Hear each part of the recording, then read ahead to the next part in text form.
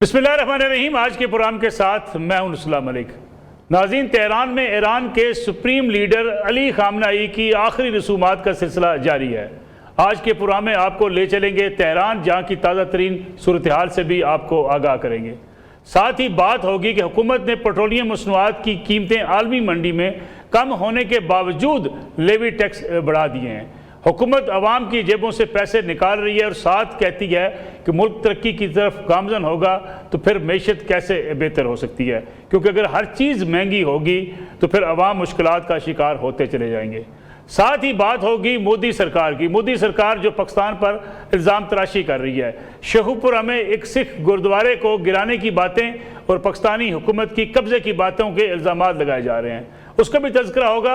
और साथ ही आपको बताएंगे गार्डियन अखबार ने, दी गार्डियन ने, बरतानवी अखबार ने मोदी का भांडा फोड़ दिया है। मोदी सरकार का भांडा ऐसे फोड़ा है कि ये बताया जा रहा है कि जो उनको गैर मुल्की एजाज़ात मिल रहे हैं वो जाली हैं, फेक तरीके से एजाज़ात वो हासिल कर रहे हैं, और जो एजाज़ात उनको दिए गए वो शायद पहली बार और आखिरी बार किसी को दिए जा रहे हैं। उनके दौरे से पहले ही ये एजाज़ात तय कर दिए जाते हैं, गोया पैसे देकर मोदी सरकार अपने लिए एजाज़ात हासिल कर रहे हैं। लेकिन प्रोग्राम के आगाज़ में आपको लिए चलते हैं तेहरान, जहाँ सीनियर साफ़ी और एंकर पर्सन सैयद सलमान हैदर मसद मौजूद है। सलमान, बहुत बहुत शुक्रिया प्रोग्राम में वक्त देने के लिए। सलमान हैदर साहब, बताइएगा, इस वक्त जो है वो सुप्रीम लीडर, जो ईरान के सुप्रीम लीडर थे अली खामनेई, उनकी तकरीबात जो है, उनकी आखिरी सफ़र का जो तकरीबात हैं वो कहाँ तक पहुँची हैं? और ये भी कहा जा रहा था कि सख्त सिक्योरिटी के इंतजामात हैं, क्योंकि खदशात बहरहाल अपनी जगह पर मौजूद थे कि इजराइल या कोई और फोर्सेस जो है कोई इस किस्म का फ़ायदा मौके से उठा सकती हैं, क्योंकि लोगों की तादाद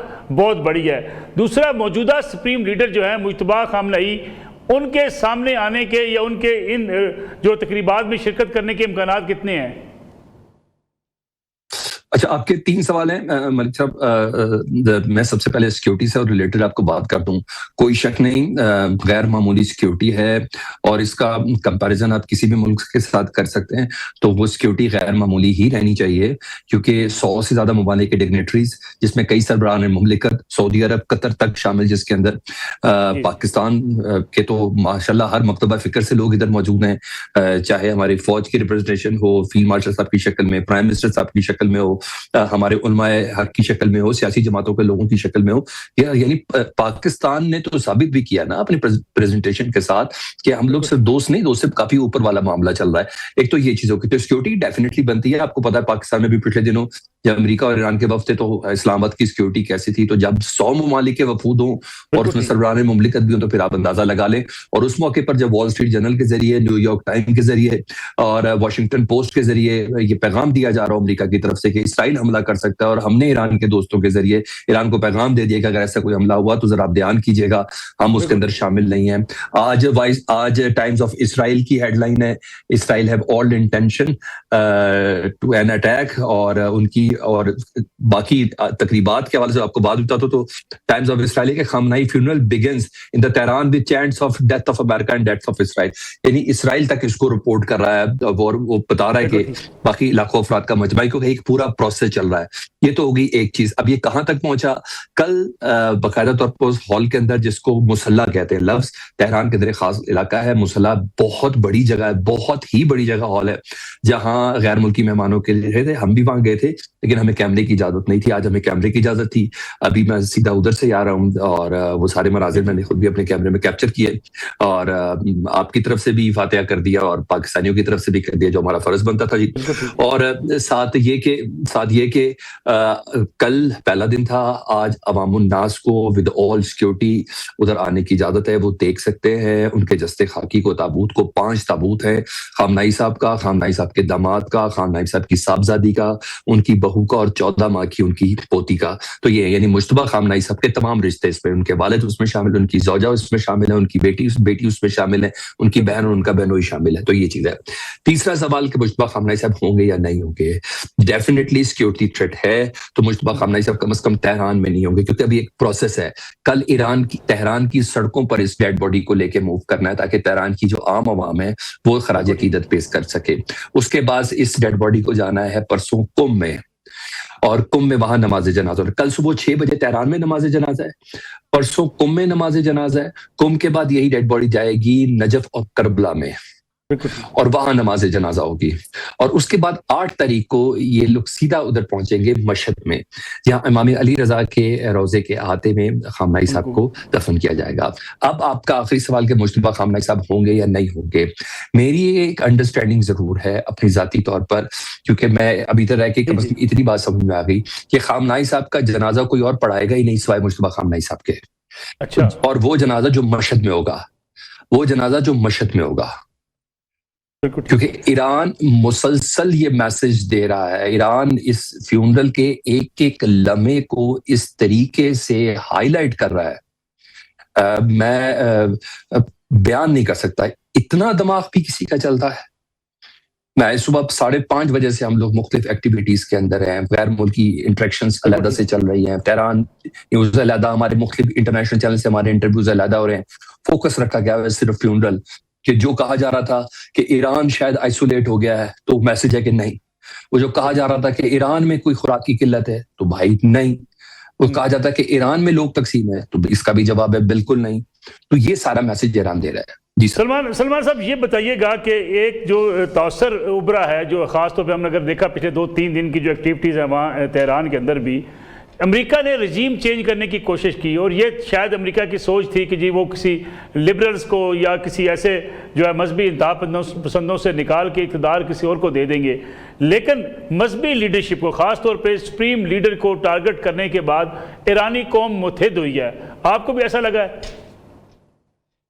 اچھا سر، وہ جو آپ کہہ رہے ہیں نا مذہبی اصلاح پسند یا شدت پسند، تو پہلے میں آپ کو آج یہ بات بتا دوں، جو مسعود پزشکیان صاحب ہیں وہ ان کا شمار اصلاح پسندوں میں ہوتا ہے، تو مجتبیٰ خامنہ صاحب کے وہ بیسٹ ریپرزنٹیٹو بھی ہیں، مجتبیٰ خامنہ صاحب نے ان کے کہنے پہ ہی ایم او یو پہ دستخط کروائے۔ ایک چیز اب آ رہی ہے ایرانی قوم، ہاں جنوری کے مہینے میں جو ایران کے اندر جس قسم کے احتجاج ہو رہے تھے، آپ کو بہت اچھے سے یاد ہے، سڑکوں پر لوگ اپنی ضروریات کے حوالے سے، اپنی مہنگائی کے حوالے سے، کیونکہ ایک دم پرائسز بہت زیادہ ہائی ہو گئی تھی، 3 گنا تو پانی کی بوٹل کی قیمت ہو گئی تھی، تو اس کے اوپر تھے، تو جسے کہتے ہیں نا بلیسنگ آف ڈسگائز، جس طریقے سے 28 فروری کو خامنہ صاحب کو شہید کیا گیا، وہ جو ایک عنصر تھا نا کہ شاید ایران کی عوام سوچ رہی، جو پوری دنیا میں لوگ سوچتے ہیں، پاکستان میں بھی لوگ چاہتے ہیں کہ ہمارے کام میں کھانے پینے کی چیزیں میسر ہوں، کوئی ایسا نہیں کہ وہ خلاف کھڑے ہو رہے تھے، ان لوگوں نے بھی اپنی خواہشات کو دفن کر دیا۔ اچھا، وہ ہمارے اس احتجاج کو دنیا اس طرح پہ لے رہی ہے، اور خامنہ صاحب شہید ہو گئے، اور خامنہ صاحب نے اپنی شہادت سے، کیونکہ وہ ان کا جملہ بڑا مشہور تھا نا کہ مجھ جیسا تم جیسے کی بیعت کیسے کر سکتا ہے، امام حسین کے حوالے سے وہ کوٹ کرتے تھے ہمیشہ، تو ادھر کے لوگوں کی انڈرسٹینڈنگ یہ ہے کہ خامنہ صاحب کو یہ سیکیورٹی تھریٹ تھا، اس دن وہ اپنے دفتر بھی، میں ادھر سے وہ کیا رہا ہوں، وہ اور عام سی جگہ ہے، آپ یقین جانے عام سی جگہ ہے، خامنہ صاحب اس دفتر میں اس دن موجود تھے اور قرآن پاک کی تلاوت کرتے کہ اچھا 84 سال کی عمر میں نے مر تو جانا ہی ہے تو کیوں نہ شہادت کی موت مر دوں۔ وہ یہ بھی بڑی علی لارے جانی کس طرح سڑکوں پر تھے، اور آپ کو یاد ہوگا کہ نیتن یاہو صاحب نے ٹویٹ کر کے کہا تھا جی تمہارے جو پیچھے بندہ کھڑا یہ میرا ہے، تو وہ لائک ان لوگوں کو وہ والی چیز فیئر نہیں ہے، تو ایران کی قوم مزید اکٹھی، مزید مضبوط ہوئی ہے۔ ابھی جس طریقے سے کھانے پینے کا سڑکوں پہ انتظام ہے نا ملک صاحب عام پبلک کے لیے، میرے یقین میں نہیں آتا، میرے یقین میں نہیں آتا کہ عام پبلک کس طریقے سے صرف ان مہمانوں کو جو ادھر پرسہ دینے کے لیے آ رہے ہیں ان کو کھانے پینے کا انتظام کیا ہوا ہے۔ ٹھیک ہو گیا سلمان حیدر صاحب، اپنا بہت سا خیال رکھے گا، آپ سے انشاءاللہ رابطہ رہے گا اور آپ سے تہران کی مزید معلومات بھی دیتے رہیں گے۔ ایک بریک کا وقت ہوا ہے، بریک سے واپس آئیں گے، بات کریں گے حکومت پیٹرولیم مصنوعات کی مد میں لیوی ٹیکسز بڑھا کر عوام کو مزید مشکلات سے دوچار کر رہی، حالانکہ عوام کا مطالبہ یہ تھا کہ اگر عالمی منڈی میں تیل کی قیمتیں گری ہیں تو اس کا ریلیف عوام کو ملنا چاہیے۔ ساتھ ہی ہائی کورٹس میں ججز کی تعیناتی کا معاملہ کس حد تک میرٹ کو پیش نظر رکھا جا رہا ہے، اس پہ بھی بات کریں گے۔ ہمارے ساتھ موجود ہوں گے پاکستان تحریک انصاف کے رہنما اور سینئر قانون دان فیصل چوہدری صاحب، اور ان کے ساتھ تشریف رکھتے ہیں بیرا محمد تنگی صاحب، جو ہے وہ مسلم لیگ نواز کے سینئر رہنما ہے۔ واپس آتے ہیں ایک بریک کے بعد۔ پورا میں ایک بار پھر خوش آمدید، فیصل چوہدری صاحب، بیرا محمد تنگی صاحب ہمارے ساتھ موجود ہیں۔ فیصل چوہدری صاحب، بیرا محمد تنگی صاحب، بہت بہت شکریہ پورا میں وقت دینے کے لیے۔ فیصل چوہدری صاحب، سب سے پہلے آپ کی طرف آؤں گا، یہ بتائیے گا کہ حکومت نے لیوی بڑھا دی، پیٹرولیم مصنوعات کی قیمتیں سستی کرنے کے بجائے اس میں اضافہ کر دیا، حکومت دعوے دار تھی ریلیف دینے کی، لیکن یہاں تو مشکلات حکومت بڑھاتی چلی جا رہی ہے۔ دیکھیں ملک صاحب، اس حکومت کی بہت بڑی ناکامی ہے، جو معاشی گورننس ہے اس کے علاوہ بھی آپ دیکھ لیں کہ روزانہ امن و امان کے جو مسائل ہیں وہ کس طرح سے ہو رہے ہیں، اس حکومت کی توجہ عوام کے اوپر بالکل نہیں ہے.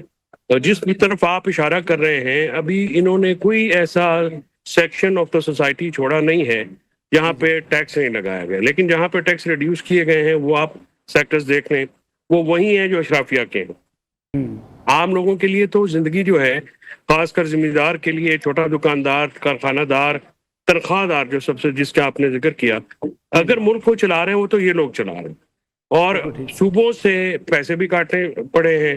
تو آئی ایم ایف کا کون سا ایسا مطالبہ ہے جو انہوں نے پورا نہیں کیا, اور پورا کرنے کے باوجود جب آپ کے پاس ایک جو ہے وہ صاحب حکمت عملی نہیں ہوگی پیسہ اکٹھا کرنے کی, اور آپ ہر بندے کی جیب میں ہاتھ ماریں گے. اب پیٹرولیم لیوی جو ہے وہ دنیا میں جب جنگ لگی تو دیکھیے کتنی ایک دم کتنا زیادہ بڑھایا گیا, لیکن جب کم کرنے پہ آتے ہیں کبھی 2 روپے, کبھی 1 روپے, کبھی 4 روپے, اور یہ جب تک, اور پاکستان میں یہ جو ریٹ ہے یہ فیزیبل ہے ہی نہیں ہے کاروبار کے لیے. آپ کی اس لیے گروتھ نہیں ہو رہی کہ انرجی بہت مہنگی ہے. اب آلٹرنیٹ انرجی کے موقع تو انہوں نے پیدا کرنا ہے جو قبضہ کر کے بیٹھے ہوئے ہیں. لیجیٹمیسی تو ان کی ہمیشہ سے انڈر کوسچن مارک رہی ہے, لیکن یہ جو صورتحال ہے اس صورتحال کا کوئی ہمیں نظر نہیں آتا. گورنمنٹ کی ڈائریکشن جو ہے وہ بھی نظر نہیں آتی کہ گورنمنٹ کس طرف جا رہی ہے, چاہ کیا رہے ہیں. بالکل ٹھیک ہے. تو برہم تنگی صاحب, حکومت جو ہے وہ عوام کی جیب سے پیسے نکالنے کے ہر وقت جو ہے چکر میں رہتی ہے. اگر پیٹرولیم مصنوعات کی, جس کے بارے میں کہا گیا تھا جب عالمی منڈی میں قیمتیں کم ہوں گی عوام کو ریلیف ملے گا, لیکن یہ تو پھر لیوی بڑھا کے, ٹیکسز بڑھا کے عوام کے اوپر وہی مشکلات, اور پھر کاروبار زندگی بہتر کیسے ہو سکتا ہے جب آپ کی اکانومی نہیں چلے گی, آپ کے ہاں پیٹرولیم مصنوعات مہنگی ہوں گی, بجلی مہنگی ہوگی, گیس مہنگی ہوگی, پھر اکانومی آپ کی بہتر ہو کیسے سکتی ہے؟ بسم اللہ الرحمن الرحیم. ملک صاحب, آپ کے 2 سوال ہیں کہ ایک حکومت پیسے نکالتے ہیں عوام کی جیبوں سے, اور دوسری طرف پیٹرول کی قیمتوں کو کم کرنا. جو عالمی منڈی میں پیٹرول کی قیمت کم ہو گئی ہے تو قیمتیں کم ہونی چاہیے. میں آپ سے متفق ہوں, اور حکومت کبھی بھی نہیں چاہتی ہے کہ وہ عوام پہ بوجھ ڈال دے اور عوام کو مشکلات میں ڈال دے. لیکن تقریباً جب سے عالمی منڈی میں قیمتیں کم ہو گئی ہے تو تقریباً 400 روپے سے ابھی 299 297 پہ ریٹ آ چکی ہیں, اور میں سمجھتا ہوں کہ یہ ریلیف ہے لیکن اتنا نہیں ہے جتنا دینا چاہیے. اور میں سمجھتا ہوں کہ عوام کی جو اس وقت حکومت ہے پاکستان مسلم لیگ نون کی, جو میرے بھائی نے کہا تھا کہ یہ جو لا اینڈ آرڈر سچویشن کی اس نے بات کی اور مہنگائی کی بات کی, تو یہ دیکھیے اس نے تو آئی ایم ایف کی بات کی. میں آپ کو ملک صاحب آئی ایم ایف پہ بھی بات کروں گا کہ آئی ایم ایف کو گروی رکھنے کے لیے کس نے کوشش کی تھی, آئی ایم ایف کے پاس نہ جانے کی بات کس نے کی تھی, خودکشی کی بات کس نے کی تھی, اسٹیٹ بینک کے جو پریزیڈنٹ تھا وہ کہاں سے لایا گیا تھا. تو میں یہ باتیں میں اس لیے نہیں چاہتا ہوں کہ عوام سمجھتی ہیں اور عوام جانتی بھی ہے کہ کون سی حکومت نے آئی ایم ایف کے پاس گروی رکھا ہے پاکستان, اور یہ ابھی اس وقت آئی ایم ایف کی اگر ایک شرط ہے کہ اور ٹیکس لگائیں. میں اگر پاکستان پیپلز پارٹی میں تھا یا آج میں پاکستان مسلم لیگ نون کا ایک ورکر کی حیثیت سے کام کرتا ہوں, میں سمجھتا ہوں کہ ٹیکس کو نہیں بڑھانا چاہیے بلکہ ٹیکس نیٹ ورک کو بڑھانا چاہیے. اس وقت ہماری 25 کروڑ پیٹرولیم لیوی میں 6 روپے 22 پیسے اضافہ کر دیا گیا, یعنی آپ پیٹرولیم مصنوعات میں بھی جو ہے عوام کے اوپر ہی بوجھ ڈالتے چلے جا رہے ہیں. یہ 6 روپے 22 پیسے آپ نہ لگاتے, فرق کیا پڑتا؟ عوام تو بیچارے آگے ہی پیس رہے ہیں. میں سمجھتا ہوں, دیکھیے ملک صاحب, میں آپ سے تو ایگری کرتا ہوں کہ جو ریلیف ملنا چاہیے تھا, ہم بھی توقع رکھتے تھے کہ ہو سکتے ہے کہ زیادہ ریلیف مل جائے عوام کو, لیکن 1 یا 2 روپے مل گیا ہے. میں دیکھیے, میں ایز اے پاکستان مسلم لیگ نون کی ورکر کی حیثیت سے نہیں, میں ایز اے پاکستانی اس وقت عوام مشکلات سے دوچار ہے, اور جنگ اللہ رب العزت نے پاکستان کو ایک عزت دی, پیر مارشل عاصم منیر صاحب کو, پرائم منسٹر آف پاکستان کو, کہ پورے خطے کو تباہی سے بچا دیا. لیکن ابھی وہ آثار ہے کہ عوام مشکل سے دوچار ہے, مہنگائی ابھی بھی ہے, انفلیشن بہت بڑھ چکی ہے. تو میں سمجھتا ہوں کہ حکومت وقت کی ایک مورل, پروفیشنل اور پولیٹیکل رسپانسبلٹی بنتی ہے, اور میاں صاحب بالکل سمجھتی ہیں کہ عوام کو مشکلات سے نکالے, اور انشاءاللہ میں جو سمجھتا ہوں بہت جلد عوام کو پیٹرول میں بہت بڑا ریلیف ملنے والا ہے۔ ٹھیک ہے فیصل چوہدری صاحب، ہائی کورٹ میں ججز کی تعیناتی کا معاملہ میں چاہوں گا اس پہ بھی آپ سے جو ہے رائے لی جائے۔ پہلی بار انٹرویوز کیے جائیں گے، آپ سمجھتے ہیں کہ 7 رکنی کمیٹی جو تشکیل دی گئی ہے یہ میرٹ پہ فیصلے کرے گی؟ ججز کی تقرری کے لیے جس قدم اب ہم جس طرف بڑھ رہے ہیں یہ اچھا طریقہ کار ہے؟ دیکھیے سر، جو نام آئے ہیں ان میں سے جو تقریباً جو نام اس وقت اپلوڈ کیے گئے ہیں وہ پروفیشنلی بڑے اچھے لوگ ہیں۔ فرحات شاہ صاحب ہوں گے، امجد پرویز صاحب ہو گئے، یا سرور نہنگ صاحب ہو گئے ہیں، جو خاتون ہماری عمرانہ ہیں وہ بھی ہیں، اور باقی بھی شرفا ہیں سارے۔ لیکن جو میں یہ سمجھتا ہوں کہ اگر آپ نے نام ہی فلوٹ کچھ لوگوں نے کرنے ہیں، یہ تو پھر وہیں سے پک اینڈ چوائس شروع ہو جاتی ہے نا جی۔ آپ اس کو بین الاقوامی جو ہوتا ہے وہ تو یہ ہوتا ہے کہ جو یو کے میں تو ایک جو کمیشن ہوتا ہے وہ عام لوگوں پہ ہوتا ہے، لیکن وہ ایک اخبار میں اشتہار آتا ہے۔ آپ ایگزامز کرائیں، آپ لوگوں کو جو ہے اوپن کریں، کیونکہ جو ججز کی جو اپوائنٹمنٹس ہیں وہ فرینکلی اسپیکنگ باروں کا بہت شدید اس پہ اعتراض ہے۔ اور اس وقت مطلب یہ آج کی بات نہیں ہے، یہ پہلے بھی ہوتا تھا۔ جس کا ہاتھ لگا اس نے اپنے بندے بھرتی کر لیے، پھر ججوں کے ہاتھ میں انہوں نے اپنے بچے بھرتی کر لیے، ٹھیک ہے جی۔ ابھی ان کے ہاتھ میں چڑھا ہوا ہے تو یہ پھر یہ کر رہے ہیں۔ لیکن گزارش یہ ہے کہ اگر آپ نے ججز کی اپوائنٹمنٹ کو واقعی صاف شفاف بنانا ہے تو پھر تو آپ کو گراس روٹ چینج کرنی پڑے گی نا جی۔ اب جج ہائی کورٹ کا فار ایگزامپل سر 20 22 24 سال کی پریکٹس ہوتی ہے، 28 سال کے بعد اگر انٹرویو دینا ہے تو میں سمجھتا ہوں کہ اگر کوئی مجھے یہ کہے کہ میں نے آپ کو انٹرویو کرنا ہے اس نوکری کے لیے تو I will not opt for it, کہ میں مطلب اگر میری جو انٹرویو لینے والے ہیں، کیونکہ میں شاید سمجھتا ہوں کہ ان کی قابلیت پہ بھی تو سوال اٹھتے ہیں کہ آپ کیسے صرف سینئر ہونا تو کوئی قابلیت نہیں ہوتی۔ تو بہرحال یہ ایک طریقہ کار اختیار کیا گیا ہے۔ جو اس وقت ہائی کورٹ کے نام آئے ہیں، لاہور ہائی کورٹ کے، فرینکلی اسپیکنگ مجھے اس میں کم و بیش کوئی بندہ ایسا نظر نہیں آتا جس پہ آپ جس کی قابلیت پہ اعتراض کر سکے۔ لیکن جو پروسیس ہے وہ بہرحال ایک ایسا ہونا چاہیے، صاف شفاف ہونا چاہیے، ٹرانسپیرنٹ ہونا چاہیے، تاکہ کوئی انگلی نہ اٹھا۔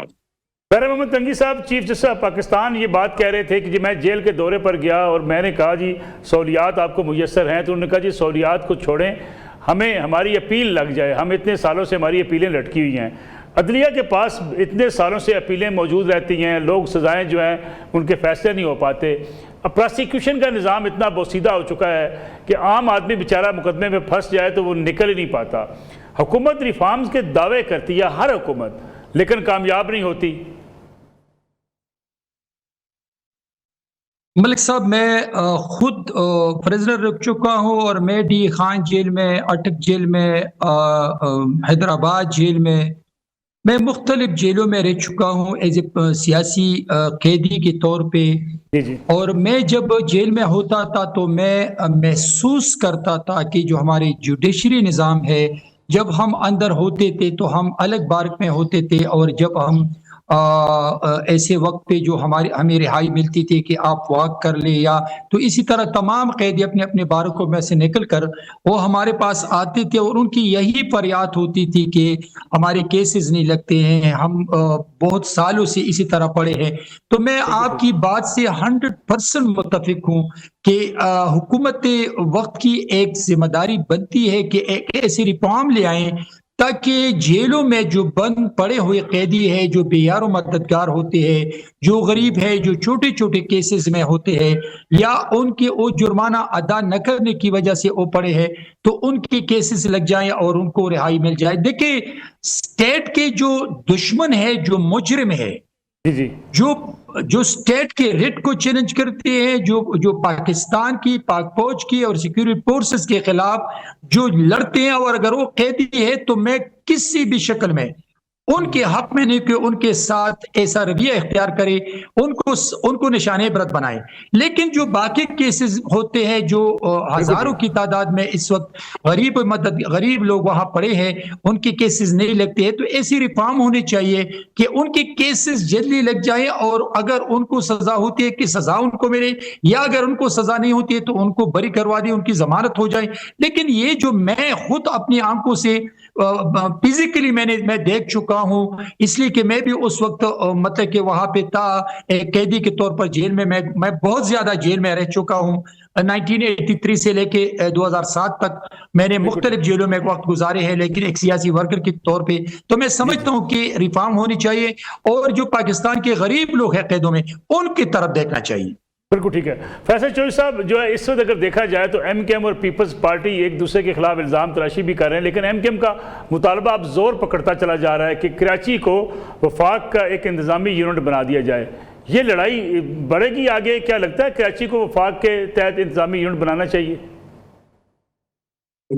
ملک صاحب، گزارش ہے جی کہ اس وقت میں سمجھتا ہوں کہ ان ساری چیزوں کو اگر آپ نے ایفیکٹولی لوگوں کی بہتری کے لیے کرنا ہے تو پھر پورے پاکستان میں جو بلدیاتی نظام ہے اس کو عینی تحفظ دینے کی ضرورت ہے، اور ان کے جس طرح سے یہاں پہ صوبائی حکومتیں جو ہیں یہ ان کو اپنے ماتحت کر کے ان کے ساتھ کام کرتی ہیں۔ بلدیاتی ادارے جو ہیں آئین کے دفعہ 7 کے تحت وہ ایک انڈیپینڈنٹ ادارے ہیں، آرٹیکل 148 کے تحت بھی وہ انڈیپینڈنٹ ادارے ہیں۔ ان کو جب تک آپ اسٹرینتھن نہیں کریں گے یہ معاملات حل نہیں ہوں گے۔ اب ایشو یہ ہے کہ آپ وفاق کے ماتحت کر دیں کراچی کو، سنا ہے گلیات کو، گوادر کو، مطلب ایک لمبا چوڑا ہے معاملہ، لیکن اگر حیدرآباد کراچی نکل گئے پیپلز پارٹی کے انڈر سے تو وہ پھر حکومت تو نہیں رہے گی۔ اسی طرح پنجاب میں بھی ضرورت ہے۔ دیکھیں، لاہور میں بیٹھ کے آپ اٹک کے راجن پور کے فیصلے نہیں ہو سکتے، یہ ممکن ہی نہیں ہے، اور بہت زیادہ ایک پریشر ہے، جو اس لیے جو بیڈ گورننس ہے وہ آپ کو نظر آتی ہے کہ جب سٹی گورنمنٹس نہیں ہوں گی سر تو پھر ملک صاحب لوگوں کا پرسان حال تو کوئی نہیں نہ ہوتا۔ تو لوگوں کو اگر آپ نے واقعی ریلیف دینا ہے تو پھر تو آپ کو بلدیاتی ادارے جو ہیں وہ کرنے پڑیں گے۔ اب فرینکلی اسپیکنگ گٹروں کے ڈھکن کو وزیر اعلیٰ کا کام ہے، یہ تو ان کا کام ہی نہیں، ان کا آفس بہت وہ بڑا آفس ہوتا ہے، اور اس قسم کے معاملات تو ضلع یا تحصیل بلکہ یونیورسل لیول تک حل ہوتے ہیں۔ تو اس بھی حد تک جب تک آپ نیچے نہیں جائیں گے تو ایم کیو ایم اور پیپلز پارٹی کی لڑائی تو پرانی ہے۔ وہ ایم کیو ایم سمجھتی ہے کہ کراچی میں ان کا ہولڈ ہو سکتا ہے، اور وہ الطاف حسین کے جانے کے بعد ایک وہ دوبارہ وہی خواب دیکھ رہے ہیں۔ لیکن فرینکلی اسپیکنگ آج بھی ملک میں فری اینڈ فیئر الیکشن کرائیں تو یہ ساری جماعتوں کا تو ضمانتیں ضبط ہو جائیں گی۔ وہ تو عمران خان جس کو کہے گا ووٹیں تو اسی کی ہیں، باقی ساری کہانیاں وہ جو بھی کرتے رہیں آپ، یہ ایک سیاسی حقیقت ہے۔ محمد تنگی صاحب، بلدیاتی انتخابات جس کا جو سب ذکر کر رہے ہیں، بلدیاتی انتخابات اول تو کرواتے نہیں ہیں، کرواتے ہیں تو بے اختیار قسم کی بلدیاتی حکومتیں بناتے ہیں۔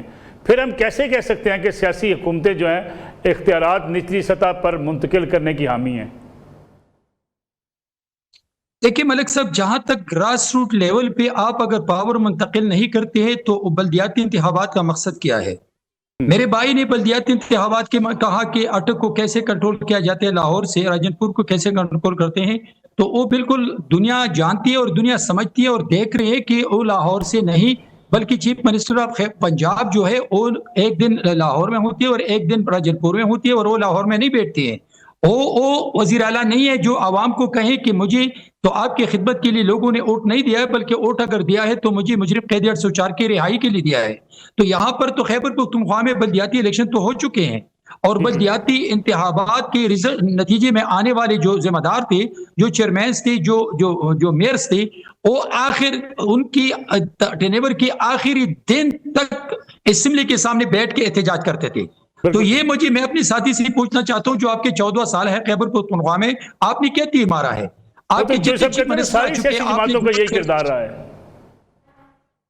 میں آپ کو بتا رہا ہوں، اگر ایک سیاسی جماعت کے انتخابات نہیں کرتے لیکن ان کے کردار کو بھی دیکھتے ہیں، مریم نواز صاحبہ کے کردار کو دیکھ لیں، اگر پی ٹی آئی مانے یا نہ مانے، اگر پی ٹی آئی کو ایکسیپٹ ہو یا نہ ہو، اگر پی ٹی آئی اس کو مطلب کہ ٹک ٹاک کے وزیر اعلیٰ کہے نہ کہیں، لیکن دنیا مانتی ہے کہ اس نے کیا 2 سال میں کیا کیا۔ اور یہاں پر 14 سال میں آج تک ہر ڈسٹرکٹ میں کوئی ایسا ہاسپٹل نہیں ہے کہ وہاں پر کسی مریض کا علاج ہو۔ وہ پشاور کے ہاسپٹل میں ریفر ہوتے ہیں۔ اس پہ بات کریں گے خیبر پختونخوا کی حکومت کی پرفارمنس کے حوالے سے۔ فیصل چوہدری صاحب، محمد تنگی صاحب، دونوں مہمانوں کا بہت شکریہ۔ ناظرین، ایک بریک کا وقت ہوا ہے، بریک سے واپس آئیں گے تو بات کریں گے بھارت کے پروپیگنڈے کی جو پاکستان کے خلاف کیا جا رہا ہے کہ پاکستان میں شیخو پورہ کے قریب ایک گردوارے پر پاکستان کی جو انتظامیہ ہے اس نے قبضہ کر لیا. حقیقت کیا ہے یہ بھی آپ کو بتائیں گے، اور ساتھ ہی بتائیں گے مودی سرکار کو، یعنی وزیر اعظم مودی کو جو اعزازات مل رہے ہیں وہ کتنے جعلی ہیں اور کس طریقے سے وہ اعزازات حاصل کر کے اپنا نام بنانے کی کوشش کر رہے ہیں. اس پہ بات کریں گے ایک بریک کے بعد. پروگرام میں ایک بار پھر خوش آمدید. ہمارے ساتھ موجود ہیں سردار رامیش سنگھ اروڑا جو صوبائی وزیر ہیں اقلیتی امور کے. سردار صاحب بہت بہت شکریہ پروگرام میں وقت دینے کے لیے. سردار صاحب یہ بتائیے گا کہ ایک تو شیخو پورہ کے اندر جو پراپوگنڈا کیا گیا ہندوستان کی طرف سے کہ گردوارہ جو ہے اس پر قبضہ کر لیا گیا، حالانکہ یہ بتایا جا رہا ہے کہ دھرمشالہ کی دیوار گری تھی. دوسری طرف ایک بڑی سٹوری جو آج آپ کے سامنے میں رکھنا چاہ رہا ہوں، برطانوی اخبار دی گارڈین نے غیر ملکی دوروں کے دوران جو مودی سرکار کو اعزازات ملے ہیں اس پر سوالات اٹھا دیے ہیں کہ یہ اعزازات جو ہیں یہ جعلی طریقے سے ہیں، فیک ہیں، اور یہ جو خاص طور پہ انہوں نے اعزازات لیے یہ پہلی بار کسی کو ملے اور آخری بار. گویا ایک پلاننگ سے منصوبہ بندی کے تحت یہ اعزازات خود ارینج کیے مودی صاحب نے. تو یہ کیا کہیں گے اس پہ آپ؟ بڑی مہربانی. ایک تو میں بار بار ایک بات کرتا ہوں کہ مودی کو ہمیں زیادہ سیریس نہیں لینا چاہیے. پتہ نہیں ہم کیوں اس کو مودی کو اتنا سیریس لیتے ہیں. جب لاسٹ ٹائم میں نے کہا تھا مودی از اے پپٹ، اور مودی کے پیچھے جو فلسفی، جو اپروچ، جو سوچ چلتی ہے جی وہ آر ایس ایس، بجرنگ دل اور شیو سینا کی ہے. جو بیسیکلی جس آر ایس ایس، بجرنگ دل اور شیو سینا نے کبھی بھی پاکستان کو نہیں مانا سنس 1947. اور پھر جو پچھلے سال واقعہ ہوا تھا جب 6 اور 7 مئی کی درمیانی شب بھارت نے پاکستان پہ حملہ کرنے کی سازش کی اور ایک فالس فلیگ آپریشن جس کا نام پہلگام آپریشن رکھا، اور پھر پاکستان نے کہا جی آپ اس کی آزادانہ تحقیقات کروائیں، ہم آپ کے ساتھ مل کے اپنے آپ کو پیش کرتے ہیں. لیکن کیونکہ بھارت کا ایک منفی پروپیگنڈا کرنا تھا، اور خاص کر میں اپنے میڈیا کے دوستوں کو ایک بات ہمیشہ کہتا ہوں کہ بدقسمتی سے جو بھارت کے اندر میڈیا ہے وہ بھی گودی میڈیا کہتے ہیں. میں نہیں کہتا یہ بھارت کے اندر رہنے والے خود جو ایک سیکولر سوچ رکھتے ہیں، جو بھارت کے خاص کر پنجاب کے اندر بسنے والے ہمارے سکھ بھائی ہیں، وہ اس کو گودی میڈیا کہتے ہیں. گودی میڈیا کیا کرتا ہے؟ گودی میڈیا مودی کو ایک بڑھا چڑھا کے ایک ایسا لیڈر پیش کرتا ہے دنیا کے سامنے جو شاید سپر پاور کا ایک دنیا کو عکس یا نمونہ دکھاتے ہیں. بدقسمتی سے آپ اٹھائیے نا، آپ جو موجودہ وزیر اعلیٰ پنجاب مشرق کی پنجاب ہے بھگوانت مان، وہ کیا کہتے ہیں؟ وہ یہی تو کہتے ہیں ایسے ایسے ملکوں کے نام لے جاتے ہیں کہ انہوں نے مودی صاحب کو فلاں اوارڈ دے دیا، مودی صاحب کا جہاز وہاں پہ لینڈ کیا، فلاں اوارڈ دے دیا. حقیقت میں یہ جو پاکستان کو اس میں دنیا بھر کا جو ایک اوارڈ ملا ہے، جو وزیر اعظم پاکستان جناب شہباز شریف صاحب کو ایک اوارڈ ملا ہے، جو فیلڈ مارشل جناب عاصم منیر صاحب کو ایک تمغہ ملا ہے، اور وہ تمغہ کیا ہے؟ وہ دنیا نے یہ کہا ہے کہ پاکستان ہمیشہ امن کی بات کرتا ہے، اور پاکستان نے ایک بڑا پازیٹیو رول پلے کیا امریکہ کو اور ایران کو ایک ثالثی کی اور ان کو ایک ٹیبل ڈائلاگ کی ٹیبل پہ بٹھایا. یہ کیا تھا؟ یہ بیسیکلی ہماری وہی سوچ کی عکاسی کرتا ہے جو ہم نہ صرف اس خطے کے اندر بلکہ دنیا کے اندر امن کی بات کرتے ہیں.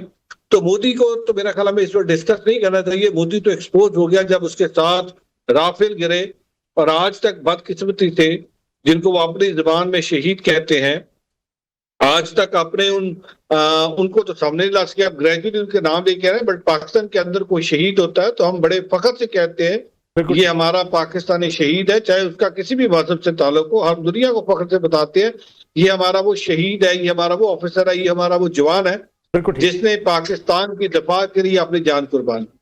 اب آتے ہیں جو آپ نے گردوارہ صاحب کی بات کی ہے، جو سچا سودا کے اندر گردوارہ صاحب ہے، جس میں کوئی حقیقت نہیں کہ وہ سنگھ سبھا کا ایک گردوارہ ہے جس کی 125 سالہ پرانی تاریخ ہے، اور وہ 125 سالہ پرانا گردوارہ ہے. جب سنگھ سبھا لہر چلی تھی تو اسی گردوارہ سے لہر چلی تھی.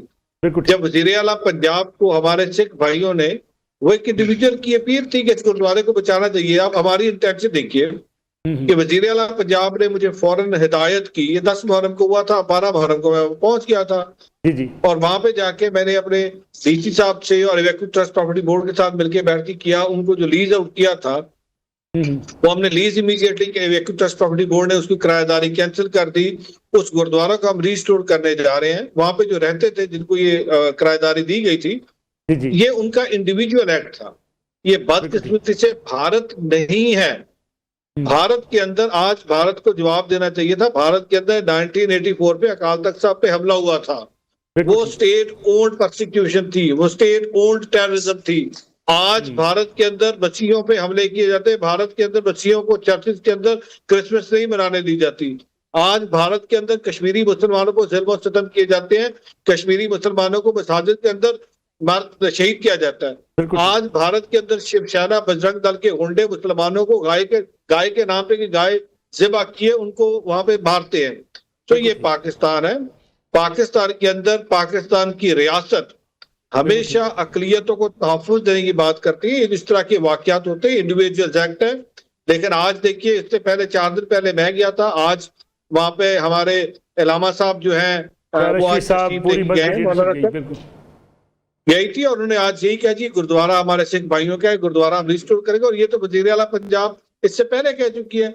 इस वक्त पंजाब के अंदर 50 गुरुद्वारों की रेस्टोरेशन पे काम शुरू है। अभी मैं आपसे बात कर रहा हूँ, मैं अभी इस वक्त चिश्तिया के अंदर मौजूद हूँ। कल मैं बुरे वाला बिहाड़ी था, बुरे वाला के अंदर एक तारीखी गुरुद्वारा है, मैंने कल वो यात्रा की और मैंने वहां पे भी कहा कि हम इस गुरुद्वारे को रिस्टोर करवाने जा रहे हैं। तो वज़ीर आला पंजाब तो बड़े फख्र से कहती है कि अकलियत मेरे सर का ताज है, उनको तहफ़्फ़ुज़ देना मेरी हुकूमत की अवलीन तरजीह है। और अगर मेरी अकलियत की तरफ कोई हाथ बढ़ाएगा तो उसका हाथ सबसे पहले मरियम नवाज रोकेगी।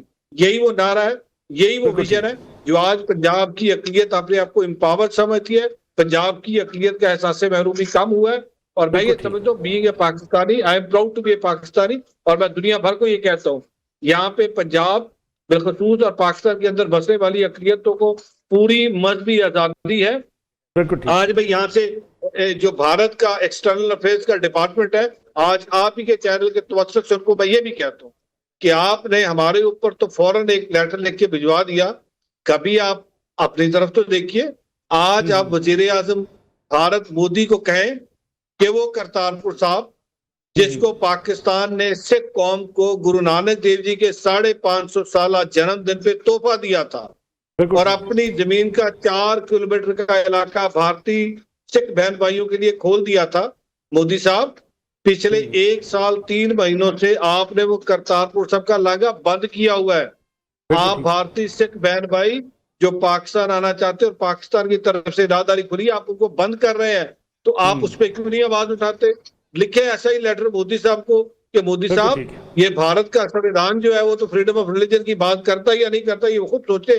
लेकिन आज हकीकत ये है कि भारत के अंदर आप फ्रीडम ऑफ रिलीजन नहीं दे रहे।